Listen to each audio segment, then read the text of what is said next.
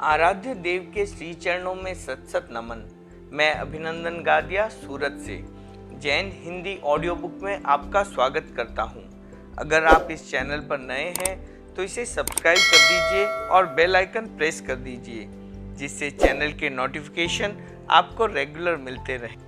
मेरा जीवन मेरा दर्शन आत्मकथा भाग 3, आचार्य श्री तुलसी, संपादिका साध्वी प्रमुखा कनक प्रभा जी, प्रकाशक आदर्श साहित्य संघ न्यू दिल्ली।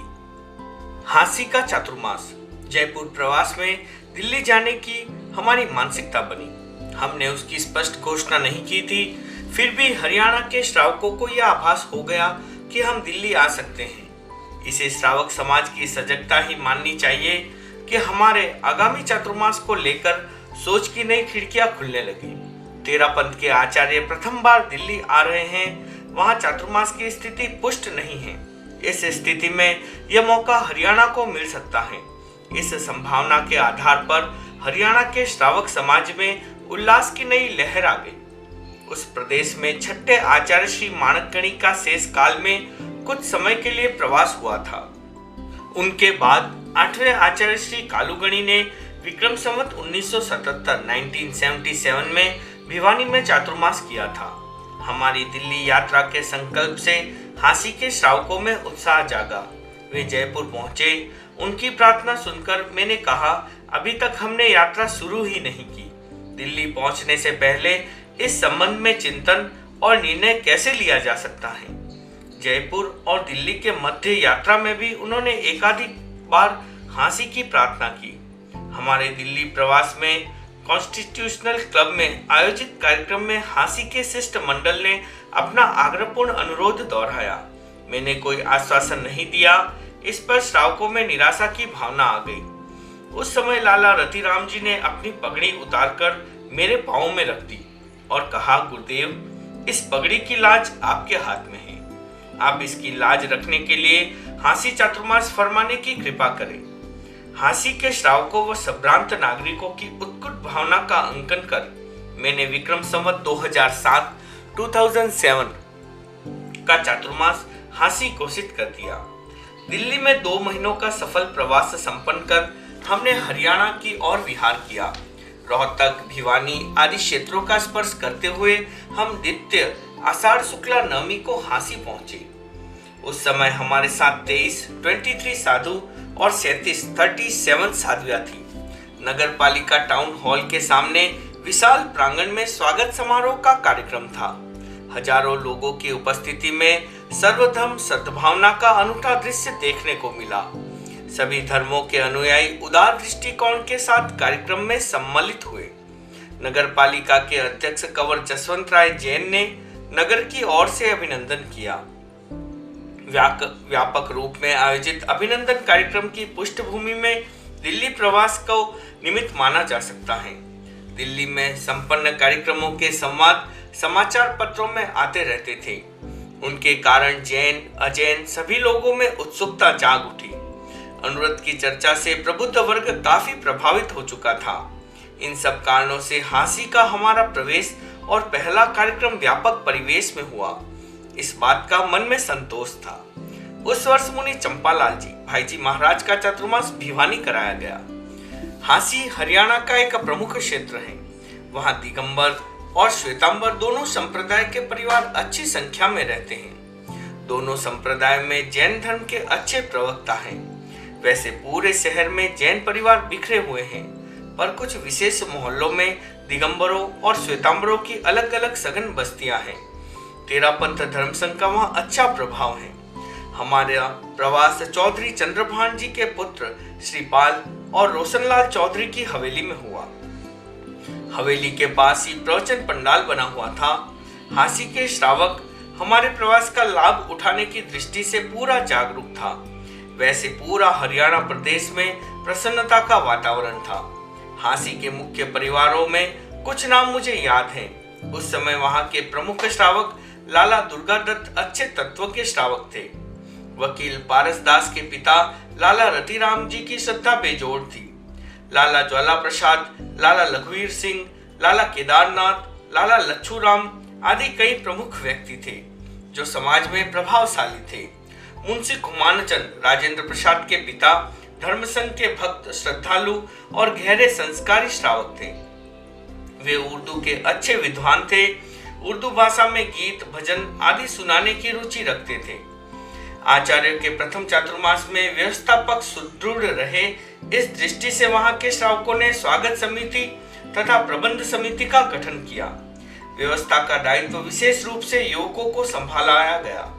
लाला दुर्गा दत्त के पुत्र रायचंद को प्रबंध समिति का अध्यक्ष और नुनियामल जैन को मंत्री पद पर मनोनीत किया गया। आयोजनों की समुचित व्यवस्था का भार बाबू राजेंद्र प्रसाद जैन ने संभाला। कुल मिलाकर कार्यकर्ताओं में तालमेल इतना अच्छा था कि उन्होंने चातुर्मास में कुछ नई लकीरें खींचने में सफलता प्राप्त की। देश के किसी भी भाग में आचार्य का आगमन या प्रवास हो, वहां देश भर से यात्रियों के आवागमन का सिलसिला चलता रहता है। उस समय की व्यवस्था के अनुसार यात्रियों को ईंधन, पानी, चारपाई, बर्तन आदि आवश्यक चीजें निःशुल्क दी जाती थी। आने वाले लोगों के लिए इतनी सुविधा जुटाना जरूरी भी था, पर यात्रियों में सब लोग समान नहीं होते। कुछ लोग उस सुविधा का दुरुपयोग करने लगे। विक्रम संवत 2004 के रतनगढ़ चातुर्मास में व्यवस्था पक्ष में थोड़ा सा बदलाव लाया गया। झांसी के श्रावकों ने भी चिंतन पूर्वक हरियाणा में पहली बार एक नई व्यवस्था का सूत्रपात कर दिया। निःशुल्क प्राप्त होने वाली आवश्यक वस्तुएं साधारण मूल्य पर दी जाने लगी। यह व्यवस्था कुछ लोगों को रुचिकर नहीं लगी, किंतु वर्तमान परिप्रेक्ष्य में यह माना जा सकता है कि आज का व्यवस्था तंत्र उस कल का आभारी है, जिसने समाज की बंधी बंधाई परंपराओं को नई दिशा दी। झांसी चातुर्मास में साप्ताहिक विज्ञप्ति का प्रकाशन शुरू हुआ। उसमें प्रवचन, कार्यक्रमों के संवाद तथा भावी सूचनाएं दी जाती। इस उपक्रम से अन्य क्षेत्रों में भी केंद्र के संवाद सीधे पहुंचने लगे। हमारे समाज की संगठन मूलक संस्थाओं में 3 संस्थाएं प्रमुख हैं: तेरापंथी महासभा, तेरापंथ युवक परिषद तथा तेरापंथ महिला मंडल। अखिल भारतीय स्तर पर तेयुग के गठन का चिंतन झांसी के उस प्रवास में चला। चिंतन निर्णित हो गया। परिषद के लिए संविधान निर्मात्री समिति गठित हो गई। संविधान तैयार हो गया। कुछ कारणों से उस समय युवक परिषद का गठन नहीं हो पाया। आज अखिल भारतीय तेरापंथ युवक परिषद का जो विकास और विस्तार है, उसका बीजारोपण झांसी चातुर्मास में ही हुआ था। अनुव्रत का कार्यक्रम शुरू हो चुका था। दिल्ली में हमने उसका प्रथम अधिवेशन भी कर लिया। उसे अधिक व्यापक और व्यवस्थित रूप देने की योजना झांसी में बनी। इस संदर्भ में विशेष कार्यक्रम आयोजित हुए। उनकी सफलता में स्थानीय कार्यकर्ताओं के साथ दिल्ली से समागत जैनेन्द्र कुमार जी, सत्यदेव विद्यालंकार आदि व्यक्तियों का विशेष योगदान रहा। आचार्यों के आगे जैन ध्वज रखने की परंपरा का सूत्रपात भी झांसी में ही हुआ। उस समय कुछ लोगों ने इसका विरोध करते हुए कहा, यह राजनीतिक तरीका है, इसे धर्म क्षेत्र में क्यों लाया जा रहा है। कुछ चिंतनशील व्यक्ति बोले, इसमें क्या आपत्ति है, तीर्थंकर के आगे ध्वजा रहती ही थी। जैन ध्वज का वर्तमान रूप भगवान महावीर की 25वीं निर्वाण शताब्दी की देन है, किंतु ध्वज रखने की परंपरा तब से शुरू हो गई। झांसी में ऑस्ट्रिया वियना के प्रसिद्ध विद्वान हर्बर्ट टीसीए आए और भारत 5 दिन ठहरे। वे तीसरी बार भारत आए थे। एक बार उन्होंने जर्मनी से भारत तक साइकिल से भ्रमण किया। जर्मन भाषा में उन्होंने 7 पुस्तकें लिखी। उन्होंने जैन धर्म के बारे में अनेक प्रश्न किए। हमारे उत्तरों से उन्होंने संतोष का अनुभव किया। एक समय था जब भारत के बारे में उनकी बहुत अच्छी धारणा थी। भारत पाक विभाजन के समय हुई हिंसा ने उनकी धारणा को बदल दिया। झांसी आने के बाद पुनः उनका चिंतन बदला और उन्होंने कहा, मुझे विश्वास है कि तेरापंथ के कड़े और पवित्र सिद्धांतों द्वारा विश्व शांति के प्रसार में सहायता मिलेगी। लौटते समय उन्होंने 3 संकल्प स्वीकार किए। पहला, महीने में 15 दिन से अधिक मांसाहार नहीं करना। यावत जीवन दिन में 2 घंटे मौन करना। प्रतिदिन नमस्कार मंत्र का जप करना। झांसी चातुर्मास में बहुमुखी कार्यक्रमों का आयोजन हुआ। देश विदेश के अनेक प्रबुद्ध व्यक्तियों से संपर्क बढ़ा। उनके साथ विभिन्न विषयों पर हुए वार्तालाप से हमारा वैचारिक धरातल ठोस हुआ। स्थानीय जैन तथा जैनेतर लोगों ने प्रवचनों से अच्छा लाभ उठाया। सार्वजनिक स्थानों पर जनसाधारण के लिए उपयोगी विषयों पर हुए प्रवचनों की शहर में अच्छी चर्चा रही। दीक्षा समारोह का कार्यक्रम बहुत प्रभावशाली था। संक्षेप में यह माना जा सकता है कि हासी का प्रवास आशा से अधिक सफल रहा। चातुर्मास संपन्न कर हम जैन समाज के सघन क्षेत्र टड्ढल में गए। वहां परदेसी राजा का आख्यान हुआ। लोगों ने पूरी दिलचस्पी से सुना। टड्ढल में लाला दुर्गादत्त की पुत्री रायचंद की बहन सुनहरी देवी रहती थी। उसकी शादी स्थानकवासी परिवार में हुई थी, फिर भी उसकी श्रद्धा भक्ति बेजोड़ थी। वह प्रतिवर्ष दर्शन करने आती और उपासना करती। उसने आजीवन यह क्रम निभाया। उसकी लगन और व्यवहार देखकर कहा जा सकता है कि श्राविका सुनहरी नाम से ही नहीं, कर्म से भी सुनहरी थी। मंत्री मुनि का सम्मान। हासी का सफल चातुर्मास संपन्न कर हम सिसाय पहुंचे। उधर भिवानी का चातुर्मासिक प्रवास संपन्न कर मुनि चंपालाल जी भी सिसाय पहुंच गए। हम दोनों बैठकर बात कर रहे थे। वार्तालाप के प्रसंग में मैंने कहा, हम लोग अभी अभी हरियाणा में भ्रमण कर रहे हैं। मंत्री मुनि मगनलाल जी सरदार शहर में हैं। यहाँ से सरदार शहर दूर नहीं है। कुछ संतों को वहाँ भेज दे तो ठीक रहेगा। शीतकाल का समय है, जाने आने में कोई असुविधा नहीं होगी। मंत्री मुनि को भी इससे बड़ा संतोष मिलेगा। मेरी बात सुन मुनि चंपालाल जी बोले, आपकी मर्जी हो तो यह मौका मुझे दे। आपके निर्देशानुसार मैं जाकर आ जाता हूँ। यह चिंतन मुझे भी अच्छा लगा। मैंने निर्णय कर लिया कि मुनि चंपालाल जी सरदार शहर जाएं, कुछ विमर्श योग्य बिंदुओं पर मंत्री मुनि से विचार विमर्श करें और पुनः लौट आए। मैंने एक विस्तृत संदेश मुनि मगनलाल जी के लिए लिखा। वह संदेश लेकर मुनि चंपालाल जी आदि 8 साधुओं ने मिक्सर कृष्णा दशमी को सरदार शहर की ओर प्रस्थान कर दिया। मैं स्वयं उन्हें पहुंचाने के लिए गया। वहां मैंने एक दोहा कहा, मंत्री मुनि से मिलन को चंपक मुनिवर जात, पूर सिसाय माही भई ऐतिहासिक है बात। मुनि चंपालाल जी के सरदार शहर की ओर विहार का संवाद पाकर मंत्री मुनि के मन में प्रसन्नता का पार नहीं रहा। वे उत्सुकता के साथ उनकी प्रतीक्षा करने लगे। उनका उत्साह इतना प्रबल था कि उन्होंने मुनि नगराज जी आदि 3 साधुओं को 50 मील लगभग 80 किलोमीटर अगवानी में भेजा। मुनि सोहनलाल जी चुरू उड़सर तक सामने गए। उन्होंने मंत्री मुनि की ओर से पछेवड़ी चौलपट्टा भेंट किया। मुनि चंपालाल जी के सरदार शहर में प्रवेश के दिन पूरे शहर में उत्साह की लहर थी। शहर के प्रसिद्ध जवाई चौक तुलसी चौक में मंत्री मुनि और मुनि चंपालाल जी का मिलन हुआ। उस दृश्य को देखने के लिए लोगों में जो उमंग थी उसे शब्द में नहीं कहा जा सकता। मंत्री मुनि मुनि चंपालाल जी का हाथ अपने हाथ में लेकर चले और गधेया जी के नौहरे में पहुंचे। नौहरे में प्रवेश करते ही 2 क्षण रुककर मंत्री मुनि बोले, अन्नदाता ने आपको यहाँ भेजा है। आप हमारे बड़े मेहमान हैं। आपके स्वागत में हमारा हृदय बिछा हुआ है। हमारी ओर से समर्पित की जा रही भेंट आपको स्वीकार करनी होगी। मुनि चंपालाल जी विस्मित होकर उनकी ओर देखने लगे तो वे बोले, जब तक आप यहाँ रहे आज्ञा आलोयन का दायित्व आप पर रहेगा और आपको पट्ट पर बैठना होगा। मंत्री मुनि की सामयिक सूझबूझ को अधिमान देते हुए मुनि चंपालाल जी ने कहा, यह आपका बड़प्पन है जो आप ऐसी बात कह रहे हैं, पर मैं यह नहीं कर सकता। मैं तो माइतों के पास टावर की तरह रहूंगा। संघ के 2 वरिष्ठ मुनियों के इस संवाद ने वहां खड़े लोगों को अभिभूत कर दिया। प्रवचन स्थल पर बनी चौकी पर बाजोटों की 2 जोड़ियां बराबर बिछी हुई थी। एक जोड़ी मंत्री मुनि के लिए और दूसरी जोड़ी मुनि चंपालाल जी के लिए।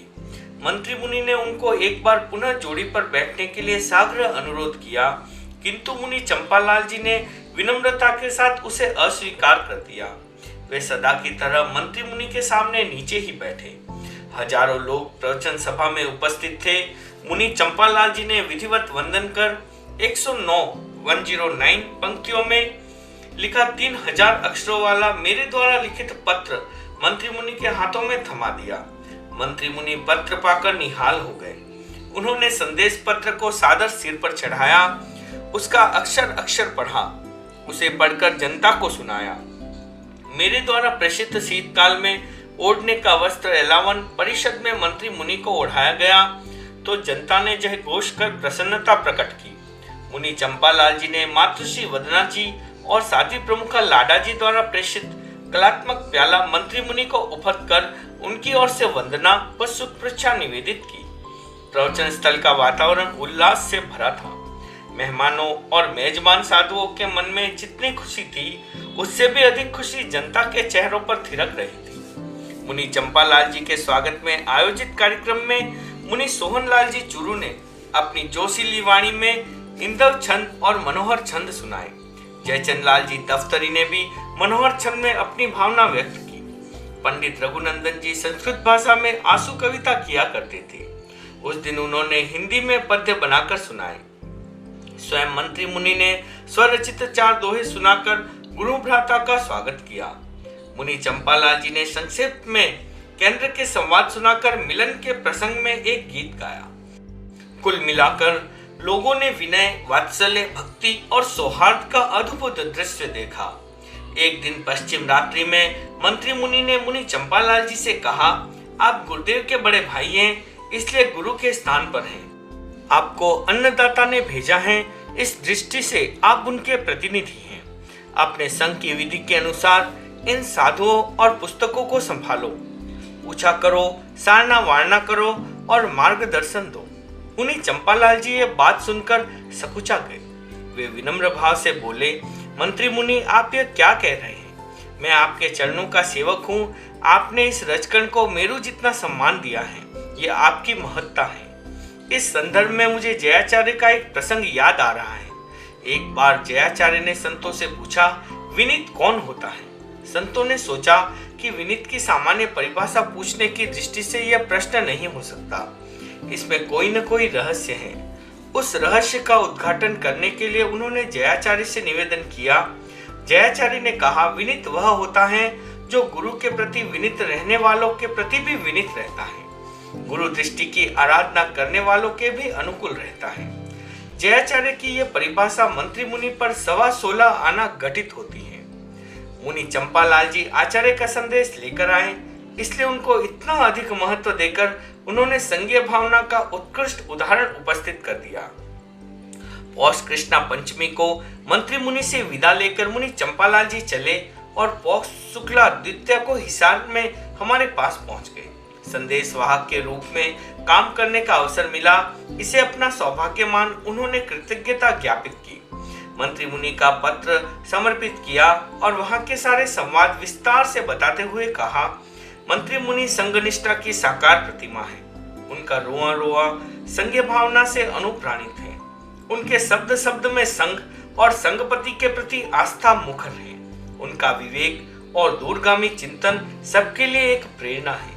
उनकी बातें सुनकर और उनका व्यवहार देखकर हम सब गदगद हो गए। ओम अरहम।